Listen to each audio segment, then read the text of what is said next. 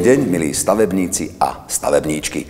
Aj dnes sa v našom seriáli budeme zhovárať s odborníkom na stavebníctvo a posvietime si na niektoré zažité mýty, ktoré u nás panujú v súvislosti s touto tematikou. Dobrý deň, Ondrej. Dobrý deň. Ondrej, na Slovensku prevláda názor, že výstavba montovaných domov je oveľa jednoduchšia než stavba klasických tehlových domov. Aký je váš názor na tento problém alebo na tento mýtus? Výstavba kvalitných montovaných domov je omnoho náročnejší proces na kvalitu použitých materiálov a na prísne dodržiavanie špecifických technologických postupov. Tiež je náročná na špecializovaných odborníkov, ktorých u nás nie je až tak veľa. Je to zložitý sendvičový systém, kde je možné pri každom jednom kroku a pracovnom postupe urobiť množstvo chýb. V zásade by sme mohli rozdeliť dodávateľov montovaných domov do dvoch kategórií. Na tých, čo to vedia, to sú difúzne uzavreté systémy, a tých, čo to ešte nedokážu, difúzne otvorené systémy. Ja myslím, že by sme mali vysvetliť našim divákom, čo sú to presne tie otvorené difúzne systémy. Kvalitná montovaná stavba je zložená z množstva vrstiev fólií, ktoré musia byť dokonale utesnené, inak by nám cez škáry mohlo unikať teplo.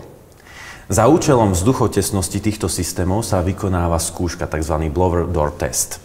No a keďže sme stavbu vzduchotesne uzavreli, nutne musí dôjsť k vetraniu a to sa zvyčajne robí aj s rekuperáciou tepla pri výmene vzduchu. Rekuperácia je vlastne zariadenie, ktoré sa vám žiaľ finančne asi nikdy nevráti. Treba sa o ňu starať, treba čistiť filtre potrubia, aby sa tam nemnožili plesne a rôzne neviditeľné spory, ktoré môžu spôsobovať alergie. Ale máte doma čistý vzduch. Čo na tom, že minimálne 100-krát denne niekto vyjde a vojde cez vchodové dvere, že syn fajčí pri otvorenom okne, alebo že deti vybehnú do záhrady a samozrejme zabudnú zavrieť vchodové dvere. Aké materiály sa pri tom používajú? Hlavným materiálom montovaných domov je drevo. Drevo je však živý materiál, o ktorý sa treba tiež starať a hlavne ho treba udržiavať v suchu.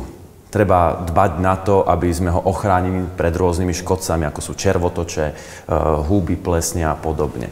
No a na toho treba chemicky ošetriť. Samozrejme, aj to sa dá, ale je to veľmi náročné a hlavne je to omnoho zložitejšie ako pri tehle. Tehla je prírodný materiál. Neobsahuje žiadne chemické prísady, vplyvom vlhka nehnie, nedochádza v nej k dotvárovaniu a má prakticky neobmedzenú životnosť. Výstavba montovaných domov je tiež náročnejšia na použitú techniku, na vybavenie staveniska, ale aj napríklad na možnosti prístupu pre žeriavy a kamióny. Naopak pri murovaných stavbách najnovšie inovačné procesy, ktoré poznáme, umožňujú lepenie presne brúsených tehál penou a úplne vylučujú mokré procesy. A to robí zo stavby jednoduchú stavbu, niečo ako stavanie z lega. Z tohto pohľadu môžeme označiť tvrdenie, že stavba montovaných domov je jednoduchšia, jednoznačne za sporné tvrdenie.